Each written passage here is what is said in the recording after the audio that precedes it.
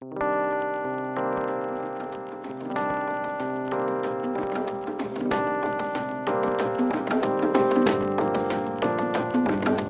is a recording from a Sunday meeting of the BC Humanist Association in Vancouver. The opinions expressed in this podcast do not necessarily reflect those of the BCHA or its board of directors. To learn more about humanism and to support our work, visit bchumanist.ca, and make sure to follow us on Facebook, Twitter, and Instagram, and be sure to subscribe to the BC Humanist podcast.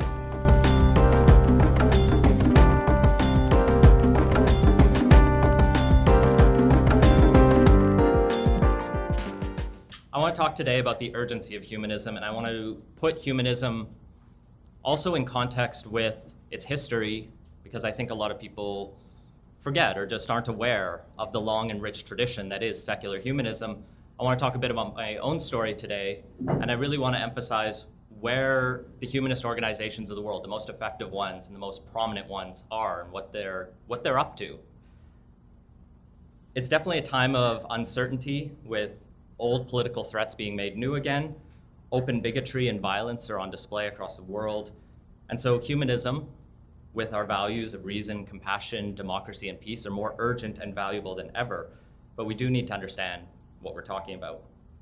Of course, humanism is a giant topic, something that philosophers and academics have spent books and treatises on. So I'm not going to pretend to cover all of that. The history of humanism goes back millennia, but I'm going to focus mostly on the modern era. So before we delve into my story, I want to don't worry too much about what's on the slides. I will read everything for you. I was going to read it off here, but I put Linux on my laptop and now it's all weird, and that's my own fault. So the American Humanist Association has this definition of humanism. It's a progressive philosophy of life that, without theism and other supernatural beliefs, affirms our ability and responsibility to lead ethical lives of personal fulfillment that aspire to the greater good of humanity. And that's how concise they can get it. British humanists, being British, are a bit wordier. Humanism is an approach to life based on humanity and reason.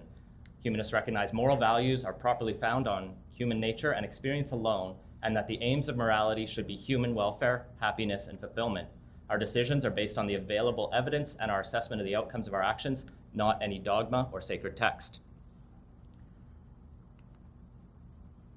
This is James Croft. He's much more eloquent, I think. No offense to the people of the British Humanist Association or American Humanist Association, but he once described humanism as these three simple words: reason, compassion, and hope. I like when taglines can get distilled. It shows a real understanding of an issue.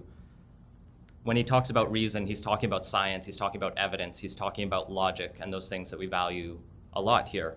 When he talks about compassion, he's talking about equality, fighting for the underdogs, promoting justice, and trying to just care about other humans, no matter what their background is. And hope isn't this blind faith, optimistic, let's just all pretend. It's the idea of progress and the idea of progressive values, and that using these first two things will change the world. So humanism is always looking forward at how can we make the world a better place, and the idea is using humanity's reasons. But I want to talk about myself because I have a stage, and I'm going to let you look at baby me because my mother likes to post baby photos of me on Facebook. So this is baby me. I grew up in rural southern Alberta, just outside of Calgary. Despite that, it was still a pretty much non-religious household. My family weren't atheists, but we didn't go to church even on Christmas or Easter. We were essentially secular, a-religious. I came across religion mostly through the media or through my friends, some of whom went to United Church or other kinds of churches. I remember one friend who, after his mother passed away, stopped coming to school to be homeschooled, but I'm pretty sure he was also very evangelical, or his family was. And so there was that connection. I knew some Mormon friends. Southern Alberta was very white, very Christian, but it was increasingly non-religious. When I was little, I had a keen interest in science. Always, I was very privileged to have a family that encouraged that. And I always liked playing around with computers. As I said, I put Linux on my laptop, which is not a normal thing to do. It's pretty normal. Thank you, Andre. I also got into punk rock as a kid, a kind of music that really caught my rebellious teenage years, but the lyrics of punk rock are all about fighting authority and challenging dogma and really fighting for the underdog and standing up for equality. Some of it's very anarchist, which is its own realm, but one thing that inspired me, and I learned much later that Greg Graffin, the founder of Bad Religion, one of the biggest punk rock bands of all time, is a secular humanist. He's also a biology professor, I think at UC Berkeley. That's just cool. And so I saw bands like that at Warped Tour, and I saw that sort of culture growing up. I also grew up with a brother with a disability. My younger brother, Tyler, has cerebral palsy, and so he uses a wheelchair. And so I was always aware of accessibility issues and the need to make sure that he could go places, because he wasn't less than anyone else. He was smart and talkative, but he just needed to use a wheelchair. And so if he couldn't get into a movie theater, that was unfair, and we needed to fight that. And my mother was very strong at fighting for that. So if you've seen the new TV show Speechless, my mother is sort of like that mother. That show was written by someone whose brother has CP, and so he's got a very similar experience to me. It's a comedy about a kid with cerebral palsy. It's pretty funny. In 2004, pursuing my interest in science, I went to the University of Alberta to do engineering. I didn't really know what I wanted to do at school, and engineering sounded like the least boring thing. And that's sort of been my progression through life a lot, actually. Because I took my first year in general studies in engineering, and then I had to specialize in the second year. And I looked at all the options: chemical, mechanical, civil, electrical, all these things. And they're all kind of boring. Like, bridges are cool, but I want to discover new things. So I went into engineering physics, which was the hardest and most obscure. And the joke was always there: Eng-Phys don't get jobs, they go to grad school. And I went to grad school, but I'll get to that. While I was at the University of Alberta, I was heavily involved in campus life. It was around 2006, 2007 that I started reading atheist blogs and some of the Richard Dawkins books and some of those things, and I got involved in the Edmonton Atheist Meetup group because I was like, well, what's going on in the summer? And I started hanging out at that group.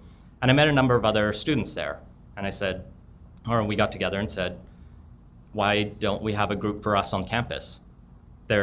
University of Alberta prides itself on having, I think, more student groups than any other university, and so there were more religious groups probably than any other university. And being in Alberta, you had all flavors of evangelical Christians, you had Catholics, you had Muslims, Jewish groups, and you'd walk through Clubs Fair and be like, why are there so many religious groups when we know that at least a third of millennials, and probably much more, are not religious? And so we started the University of Alberta Atheists and Agnostics, not really knowing what to call it. And so we had that sort of compromised name.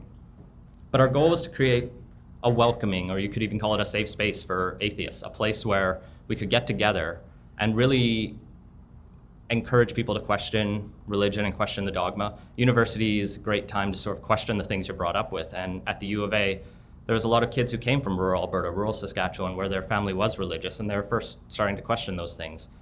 And we were a forum for that, and it was fantastic. We held social events like just what we called liquid rationalism, that were pub days at the campus pub, sort of like Skeptics in the Pub is now.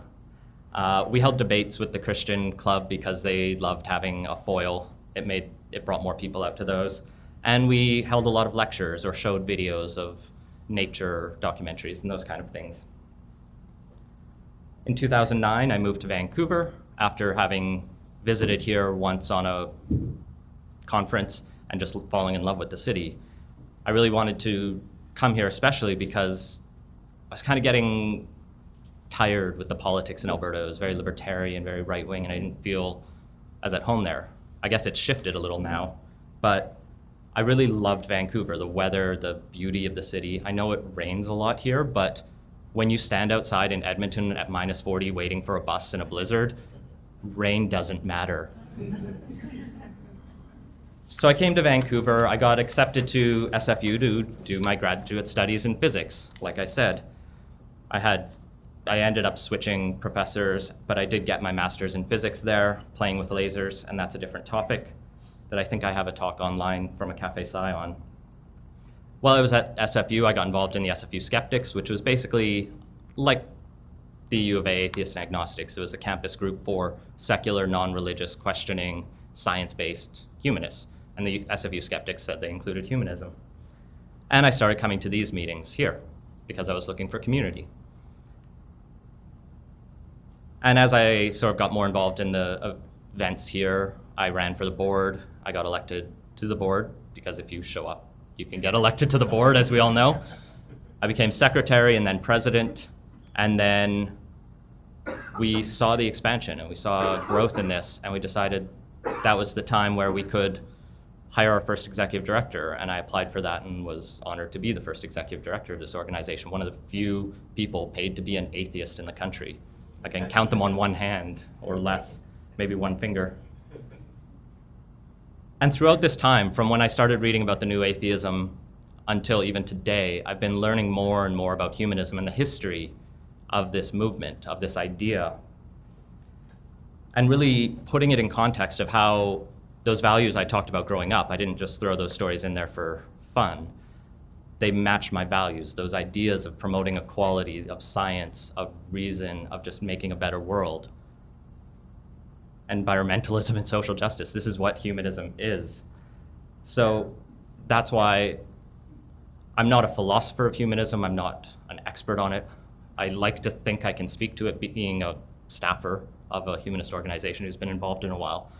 But that's my story, and so let's get into a bit more of the history, and rather than go all the way back to talk about the ancient Greeks and the Confucian philosophies and all of the sort of pro-human atheist theologies, if that's not the right word, the pro-human atheist worldviews of history, of which there are a lot. I'm going to essentially start at the end of the 19th century. And I think the first way to really get a sense of what humanism is to look at what happens when a whole bunch of humanist academics get together and write a manifesto. Because you gotta be pretty self-centered to write a manifesto, but it means you've come together and agreed on something and agreed on a definition. And it really gives us a sense of where humanism came from its sort of 19th century beginnings when it started to identify with that label. So the first Humanist Manifesto was written in 1933. It was essentially about religious humanism, and they use the words a little bit different. Religious humanism just means humanists who like to do religious things but are still atheists. So they get together and have groups and like the idea of community. It doesn't mean they believe in a God. The first Humanist Manifesto here was, this is like 10-point font, so it's 2 pages. They were wordy back in those days, but things you can see from 1933, they talk about religious humanists regard the universe as self-existing and not created. They didn't believe in a deity that created the world. They talked about, they find that traditional dualism of the mind and body must be rejected. In 1933, they just threw out dualism. They just went, nope, it's just natural. They talked about evolution. They say modern science makes unacceptable any supernatural or cosmic guarantees of human values. Ethics is a human pursuit, and that's one of the cores of humanism. They talked about rejecting ideas, or the time has passed for theism, deism, modernism, and several varieties of new thought, some of which you can still see in Vancouver. They move on to talk a bit more about ethics, and a lot of this is repeated. None of this essentially, even though they release new manifestos and newer words, it doesn't really reject the old. My favorite one in here is the 14th of 15 sort of affirmations, and I'll read it in full because it's enlightening. The humanists are firmly committed that existing acquisitive and profit-motivated society has shown itself to be inadequate, and that a radical change in methods, controls, and motives must be instituted. A socialized and cooperative economic order must be established to the end that the equitable distribution of the means of life be possible. The goal of humanism is a free and universal society in which people voluntarily and intelligently cooperate for the common good. Humanists demand a shared life in a shared world. It's like borderline Marx there. It's almost talking about seizing the means of production. They did walk that back. That was one of the ones they walked back a bit, but it showed that humanism was always almost a left-wing philosophy. It was on this idea of we need to look out for each other, and we need a society that looks out for each other. 40 years later, the Humanist Manifestos, I should have said, also all come from the American Humanist Association. There's no documents out there that say those are wrong. There are other documents like the Amsterdam Declaration, which was written first in 1953 and then updated in 2003 by the International Humanist Ethical Union. The 2003 version is what we've adopted, but it's all part of the same tradition and the same line of thought. The second Humanist Manifesto was written by someone named Paul Kurtz and others. Paul Kurtz, if you've heard of him, he founded the Center for Inquiry after he split with the American Humanist Association. But he was always a big thinker, always a philosopher. He really championed skepticism, science, compassion. He was also a very verbose person, which is why the second manifesto in the same point font is 5 pages now. And I won't read it all, but I do like some of the words in here, like the views that merely reject theism are not equivalent to humanism. They lack a commitment to the positive belief in the possibilities of human progress and the values central to it, which is a fancy way of saying humanism is more than atheism. It is an atheist philosophy, as we saw in the first manifesto, but it's more than that. It talks about values. So the first section of this multi-page document talks about religion and its rejection of it and the rejection of traditional claims. Specifically, traditional religions are surely not the only obstacle to human progress, though. Other ideologies also impede human advance. Some forms of political doctrine, for instance, function religiously, reflecting the worst features of orthodoxy and authoritarianism, especially when they sacrifice individuals on the altar of utopian promises. You have to remember, between 1933 and 1973, a few things happened in the world where we learned that ideology can be dangerous. So we are rejecting the Nazi movement, the fascists. We're also rejecting the utopian pretenses of the Soviet Union at this point. Purely economic and political viewpoints, whether capitalist or communist, often function as religious and ideological dogma. Although humans undoubtedly need economic and political goals, they also need creative values by which to live.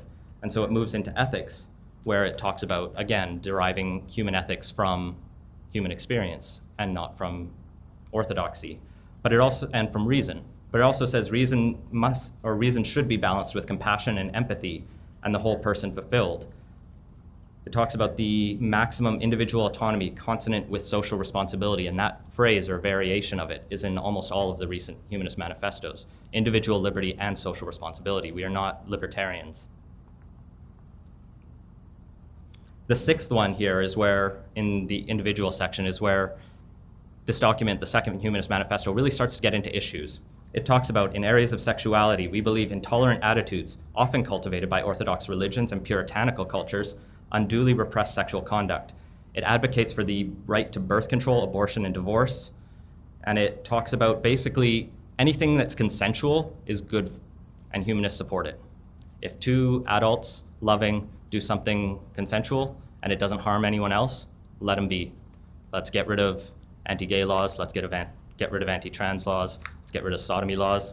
It goes on to talk about a civilized society being a tolerant one. It rejects considering sexuality evil. It does talk about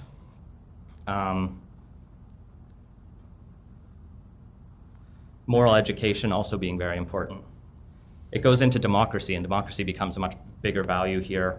And the first thing it says about democracy is that we must experience a full range of civil liberties in all societies. By this, it means sort of what's in the Charter of Rights and Freedoms, what's in the Universal Declaration of Human Rights, which is a humanist document as much as they come. This, in 1973, I remind you, talks about the recognition for an individual's right to die with dignity, euthanasia, and the right to suicide. In 1973, we were on the assisted dying side. And we've only just won that in Canada. It talks about participatory democracy in all aspects of life, the family, the workplace, really leveling the playing field to make sure everyone's voice is heard. It's about standing up for the underdog again. Like I said, it walks back the overthrow the means of production, or seize the means of production language a little bit, but it still says humane society should evaluate economic systems not by rhetoric or ideology, but by whether or not they increase economic well-being for all individuals and groups, minimize poverty and hardship, increase the sum of human satisfaction, and enhance the quality of life. Hence, the door is open to alternative economic systems. We need to democratize the economy and judge it by its responsiveness to human needs, testing results in terms of the common good. So GDP is not the measure humanists use to evaluate a country.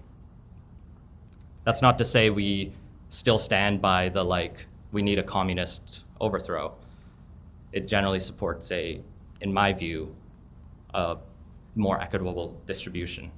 It talks about, in the 11th principle, elimination of all discrimination based on race, religion, sex, age, or national origin. And and it then goes on to say, wherever resources make possible, a minimum guaranteed annual income should be brought in. In 1973, it wanted a basic income. So when we had Nick Taylor speak here a couple weeks ago about it, it's part of our long tradition of supporting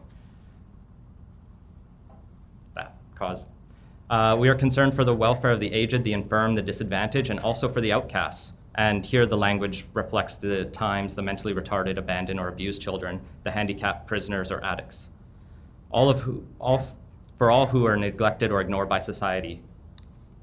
Again, us looking out for the underdogs and the marginalized groups.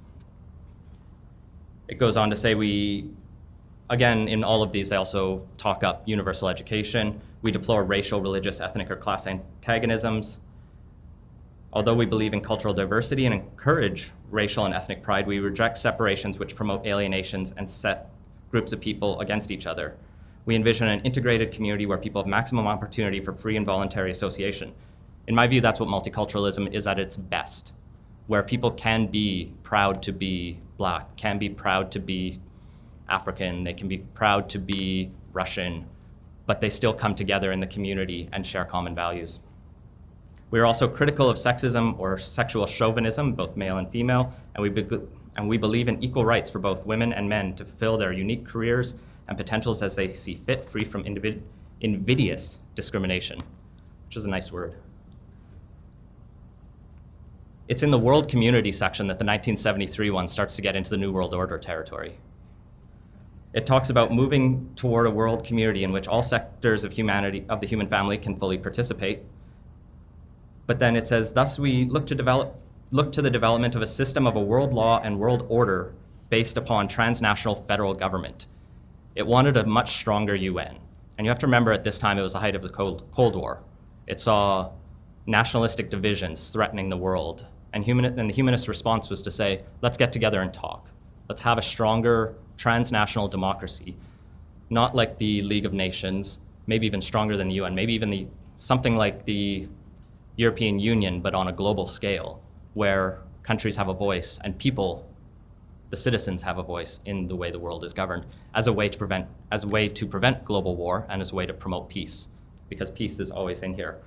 It explicitly says in the next section, war is obsolete, so is the use of nuclear, biological, and chemical weapons. We don't advocate for nuking our enemies, we advocate for talking with them.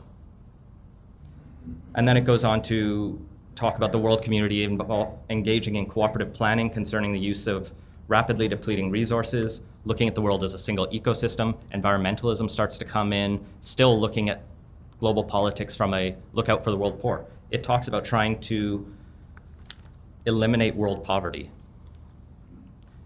And finally, in the 17th paragraph, it talks about travel restrictions must cease. It saw a world without borders. It saw a world where people could freely travel between any country without being stopped and asked to unlock their phone, among other stronger things. These were, in a way, ironically utopian ideals, which it also condemned, but they're still progressive values and things that humanism was strongly committed to. By 2003, humanists learned to cut the word count down, and we got down to a single page, which I don't think rejects any of those values or ideals. It is in much broader language. It still talks about working to benefit society, maximizing individual happiness, minimizing inequities of circumstance, so fighting discrimination wherever it occurs, and a just distribution of nature's resources, so the fruits of human effort can be enjoyed by as many as possible. It's still an atheist philosophy. It's still a philosophy that supports science and evidence and reason, but it's one that supports fighting injustice. And the same things are in the Amsterdam Declaration, and we can go into that in the comments if you don't believe me, but in the interest of not just reading to you, I want to talk about what humanists have done and what they are doing now. But I also want some coffee, which is a core humanist value to me. So the British Humanist Association is probably the most famous humanist association in the world. It's not the largest. The largest is the Norwegian Humanists, and I can talk about that briefly after I get into the others. The British Humanist Association was effectively founded in 1896. It was originally called the Union of Ethical Societies, because in the late 19th century in Britain, there was this movement called the Ethical Culture Society and Ethical Societies. And these were essentially religious atheists. These were people who wanted to get together, have a Christian-style ceremony almost, where there was no preaching dogma, where there was no orthodoxy, where the values were about human compassion and human reason.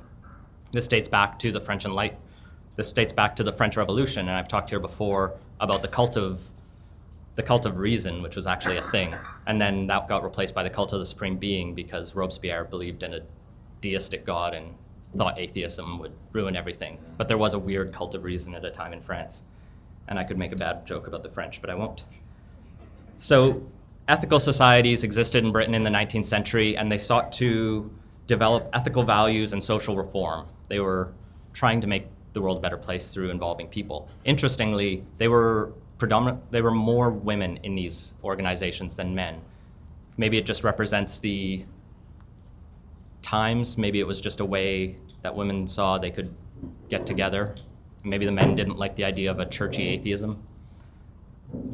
I don't know, I wasn't around. But a bunch of these individual ethical societies joined together in 1896, formed the Union of Ethical Societies.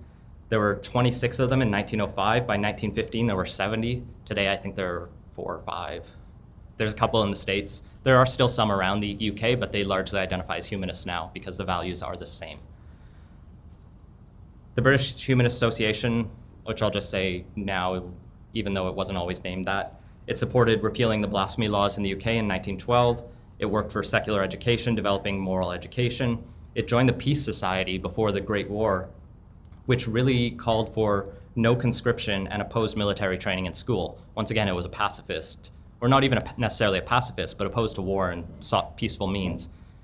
It saw the threats Europe was facing in the early part of the 20th century and the late 19th century and said, no, we don't want to go this path.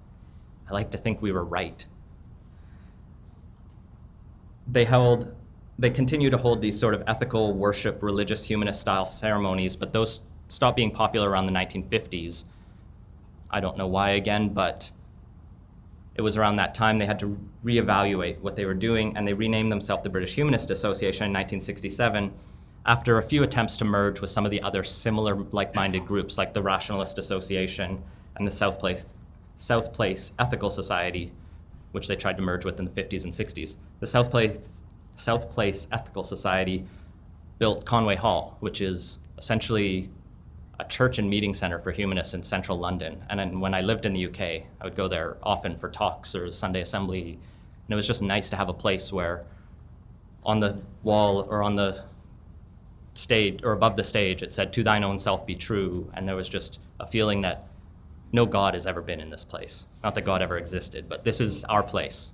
We don't have that in many cities. Ethical culture societies were actually good at building these places. There's one in New York as well. And like I said, James Croft, who I talked about earlier, he's now the leader of the Ethical Society in St. Louis, which is a humanist congregation, essentially. In the 1960s, the BHA campaigned to repeal the Sunday observance laws, which we had in Canada as well until 1988, where businesses couldn't open on Sundays because God.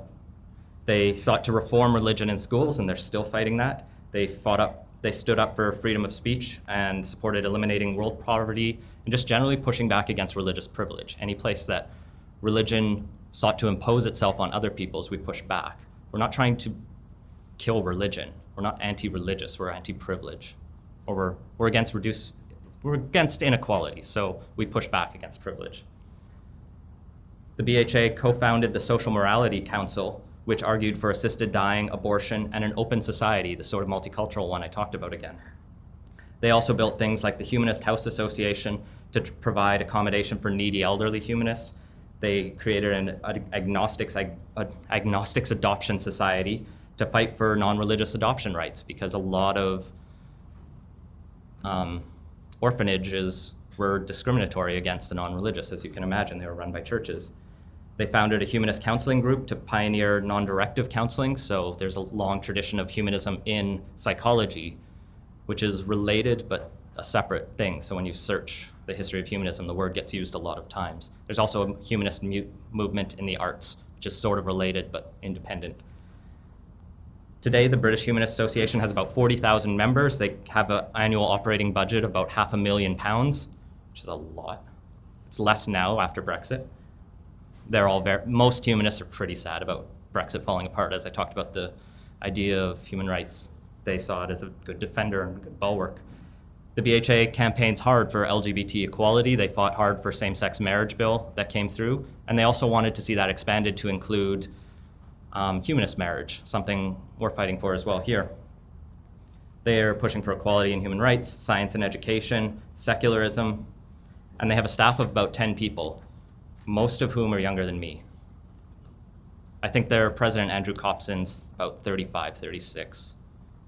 And he's been, their executive director, chief executive, and he's been chief exec for 5 or 6 years now, and has really sought to expand the organization and has done a lot for that. Great guy, very eloquent. This is Henry Morgentaler, and so I want to talk a bit about humanism in Canada, and then I'll move into the American side. Sort of arbitrary which order I put them in. In Canada, Humanist Canada was founded in about the 1950s and 60s by thinkers and activists and the same kind of people who were involved in the British Humanist Association. The first groups were the Humanist Fellowship of Montreal and the Victoria Secular Humanist Association, who are still around today and still holding multiple meetings a week. The first board members of the Humanist Fellowship of Montreal were R.K. Mishra, Ernest Poser, Maria Jutta Khan, who some of you probably actually knew when they were around.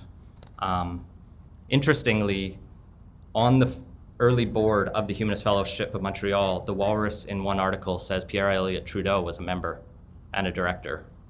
Trudeau was not a humanist when he died. He was practicing Catholic by his own words, in the most liberal sense of the word, just like his son is also a Catholic, and they both say they have a spiritual belief. Covering their ass. Maybe. Marketing.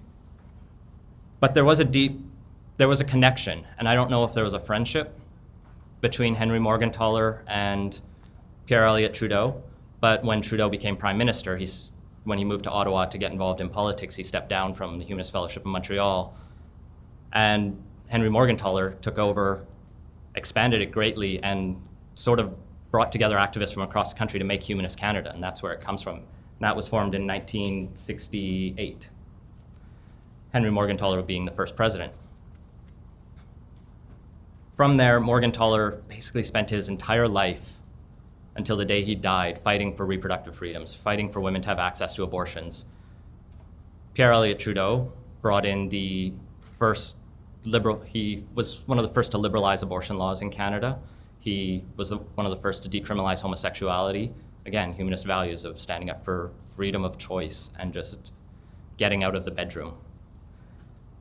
But that wasn't far enough for Morgentaler, being a humanist who said, no, we have to ensure everyone's choice is fully respected. So Morgentaler went province by province, breaking the abortion law and either telling the jury, yes, I did it, but don't find me guilty because the law is unjust, and the jury agreed. And so it was clear he did break the law, but the jury nullified the law, which is a very proud tradition. So humanism has a strong activist and kind of, I won't say humanists break the law just to change the law, but Henry Morgentaler did. He eventually got put in jail for performing abortions and fought it all the way to the Supreme Court of Canada, where in 1988, I believe he was struck down under the Charter of Rights and Freedoms, which again is a pretty humanist document overall. Humanist Canada today has gone through a number of ebbs and flows over the last sort of couple decades as people get involved. It's very hard to run a national organization in this country. We're such a sparse and large country that getting people to be involved at a national level takes a lot of commitment. And so I applaud everyone who's been on the Humanist Canada board and tried to make it work. It's primarily run by volunteers. They do have one admin assistant, and their budget is about $30,000 to $40,000, which is actually comparable with our own right now. They also have the right to register celebrants in Ontario, and they do perform marriages for humanists in that province and the non-religious.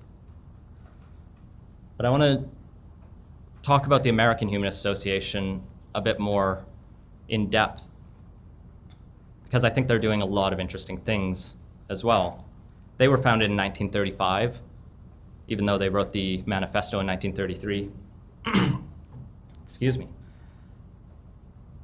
And they've been publishing a magazine the entire time, and through that magazine we can see what the ideals and the ideals of humanism are, what the concerns are. In the 1950s, it was about science and human values, global human rights, and just the problems of traditional faith, things that would be familiar today. In the 60s and 70s, with the civil rights era, excuse me, they began addressing justice and inequality. They sought to fight racism. They looked for ways to reduce poverty and support student unrest. They were pro-communes, some humanists. They spoke out against war. They spoke for abortion and women's rights. And they talked a lot about those new cults of unreason, which started in the 60s and 70s, and you can still see along the West Coast today. By the 1990s, they were really concerned with the drug war in the US, because that was a cause of a lot of inequality and a lot of suffering. They supported reevaluating federal crime policies. A lot of employers were trying to do weird honesty tests and some things like that they spoke out against. They also spoke out against government attempts to censor the internet and church-state issues that involve, say, the Boy Scouts or religious influence on elections. They had writers talking about prostitution, about the global landmine problems, and even sweatshops, just really talking about inequality and how to stand up for the little guy or girl. By the 2000s, and in the last it's now 17 years, they were critiquing wars. Remember the war in Iraq, which we didn't go to, thankfully. They talked about torture and government surveillance. They challenged the WTO. Again, they spoke out against the sweatshops, and some of the writings in the New Humanist magazine won awards for their coverage of and exposés on sweatshops. They talked about global warming and electronic voting machines, exposed government aid going to religion, debunked faith-based prison programs. They demystified Islam to try to just make sure Americans weren't making things up. They explored transhumanism, which is the idea that we can use technology to enhance humanity. And it's a related idea, but not entirely supported by all humanists. And they supported same-sex marriage. And today they continue taking those on. They're campaigning for secularism, science, peace, reproductive freedoms, full women's rights and equality, LGBTQ rights, civil rights, and broader human rights. They renewed this commitment most strongly last year when the American Humanist Association launched and held what was called the Social Justice Conference, the Secular Social Justice Conference. And they launched 3 rebranded alliances. There had always been a feminist caucus, or I shouldn't say there had always been. Since about the 1970s, there had been a feminist caucus of the American Humanist Association. There had been an LGBTQ branch, and there had been Black non-believers groups and Black humanist groups, because each of these groups has different issues with religion and how they need to fight inequality. And I think it's interesting to look at what these groups are doing. The LGBTQ Humanist Alliance, which is the Americans group, is much like the Gay and Lesbian Humanist Alliance of England and the British Humanists, sort of our own positions in Pride.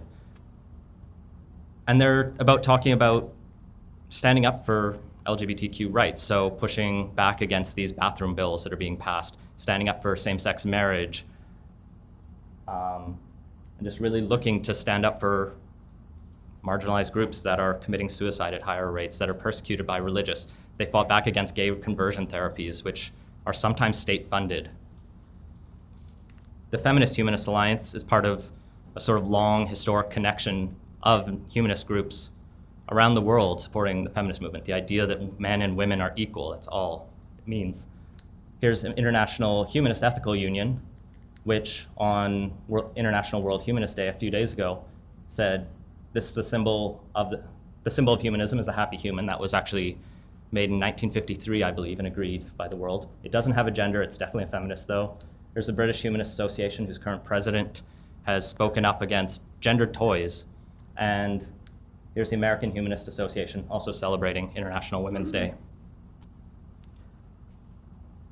I'm not trying to debate feminism here. I'm just trying to show that humanist groups are connected to the feminist movement. And that doesn't mean everyone in this room has to agree. We're a very diverse intellectual group. But this is where the biggest groups in the world are. And finally, the Black Humanist Alliance is potentially the one that's challenging people the most in the US. Humanism has been very white for a long time. Most of the biggest humanist groups are in Caucasian Western countries and have focused a lot on science and these issues that are primarily of interest to us. But church-state issues affect Black people in the States a lot. The civil rights era was led by church leaders who were on the progressive side, but not all Black churches are as progressive. So fighting for racial justice is a humanist issue. And so creating these alliances is not about factionalizing humanism. It's about going to where people are and helping them fight the issues that affect them directly. So the Black Humanist Alliance has been very strongly supporting the goals and the ideal aims of the Black Lives Matter movement. So to speak up against police brutality, to speak up against racist positions in the US.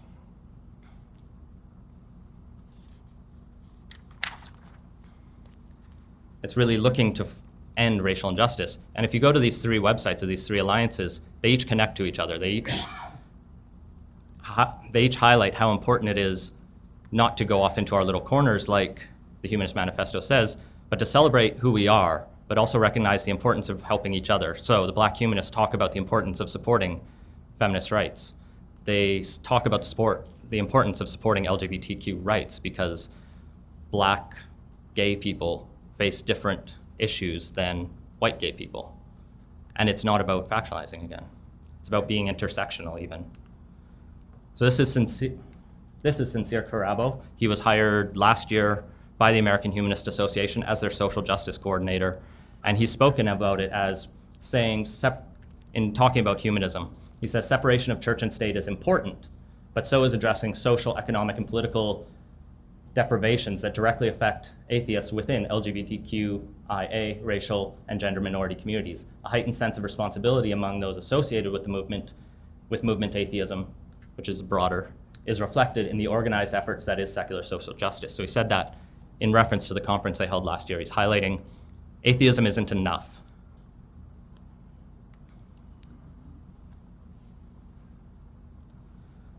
So how does that play out in Vancouver and in Canada today?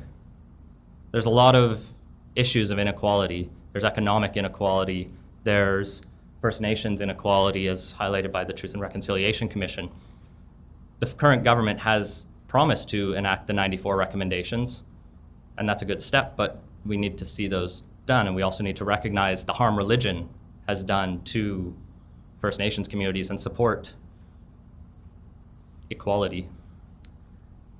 There was this piece in Daily Extra recently highlighting that Vancouver police might be the most progressive in North America, but they're still not perfect, and we still need to hold them to account because they have power. If you don't believe this headline, remember that Robert Pickton kept killing women for years until the police finally started listening. So I'm not trying to argue whether we should take BLM or Pride Vancouver's side on the issue of the Vancouver police. I see that as largely sort of between them, but I think if we're silent on these issues, we're failing our values. Sexual assault is still a real issue. This cover story in the Globe and Mail has become their campaign of the year. This was a massive article, which I encourage you all to read. It's called Unfounded, and it's about how when women go to the police in Canada, 1 in 5 of them aren't believed. And it isn't that their case is being rejected. This is just that in some cases police go, yeah, I don't care.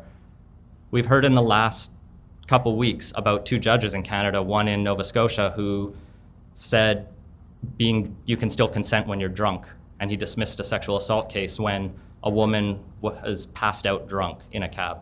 We heard about an Alberta judge who was just fired who said, well, clearly she consented because she could have just snapped her legs shut. Why didn't you close your legs? Exactly. The wage gap still exists, all of these issues. Here's racism in Vancouver according to the people who are likely to experience it. And trans rights bills are finally being brought in on equal par with defense of sex, gender, age, and all the other grounds. This is something we have supported as an organization when we signed the Trans Equality Now pledge, which we've been required to sign to participate in the Pride March. BC has brought in trans rights finally in the last year, and finally the federal government is doing the same, despite some opposition from religious corners. And here's Byron Wood, one of the people we are supporting, who is pushing back against religion in AA programs. He highlights how our system is really designed to sort of privilege religion, both from the courts and employers who say, all right, you're an addict, or you have an addiction, you need to go to this treatment program. And there's only one choice, and it's religious. This connects to some of the people I've met who are in prison, who are atheists and want similar support. Again, all of these are people being stepped on who we can stand behind. How are we for time? I'm almost done. All right. I want to talk about a different story myself now.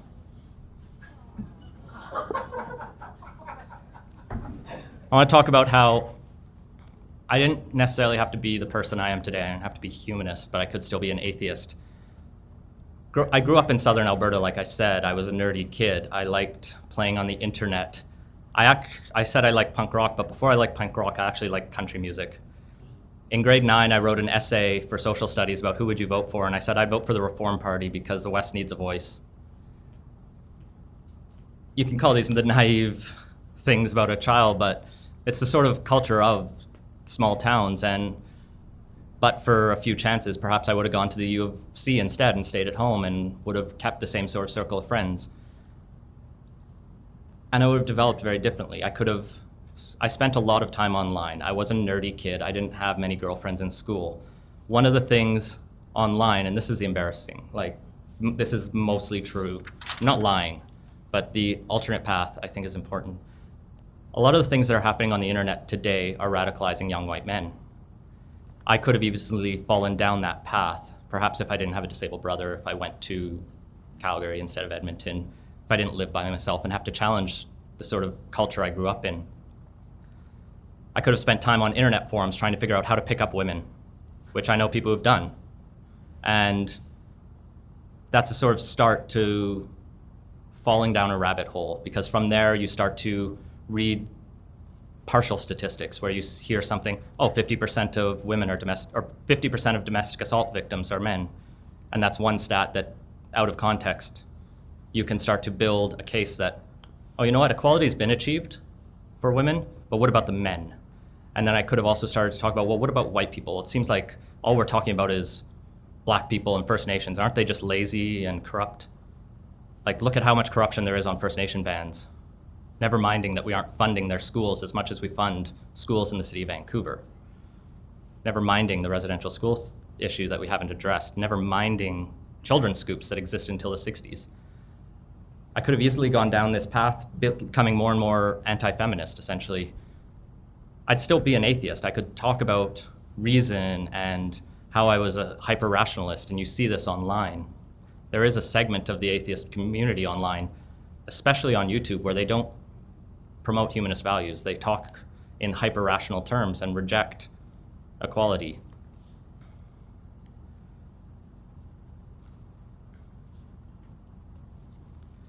If I had moved to Vancouver, perhaps I'd be one complaining about all the foreigners. I'd be talking incessantly about the Chinese who are buying out all the homes.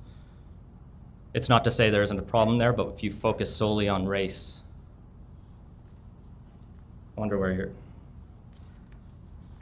And so today, in this alternate universe, I might be reading every Rebel Media article, adopting it as my core position, and getting upset that there's a motion before Parliament that condemns Islamophobia when a motion doesn't do anything.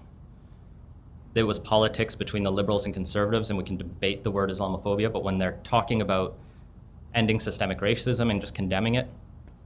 It's either it doesn't matter or we should support it.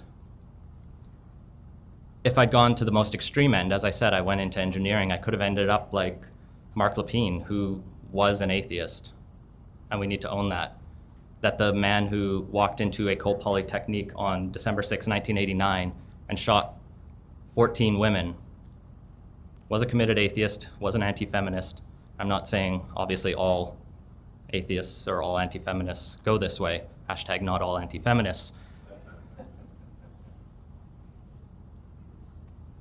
But we need to stand up for the marginalized groups. We need to recognize that humanism is more than being an atheist. It's more than being rational. It's about caring about injustice. It's about fighting for equality.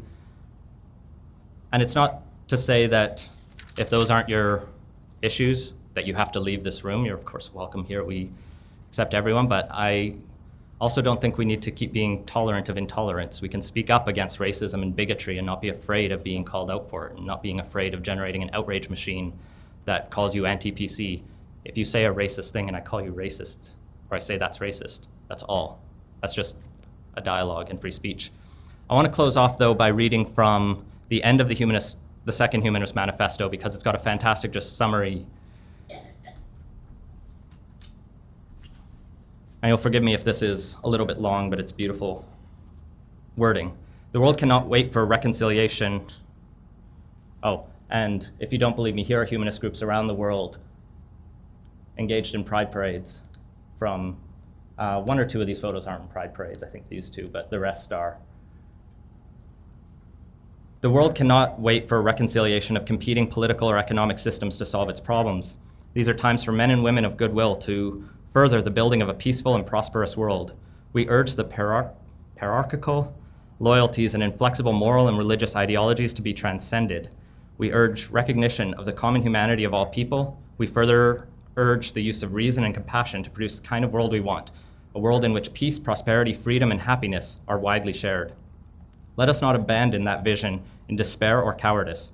We are responsible for what we are or will be. Let us work together for a humane world by means commensurate with humane ends. Destructive ideological differences among communism, capitalism, socialism, conservatism, liberalism, and radicalism should be overcome. Let us call for an end to terror and hatred.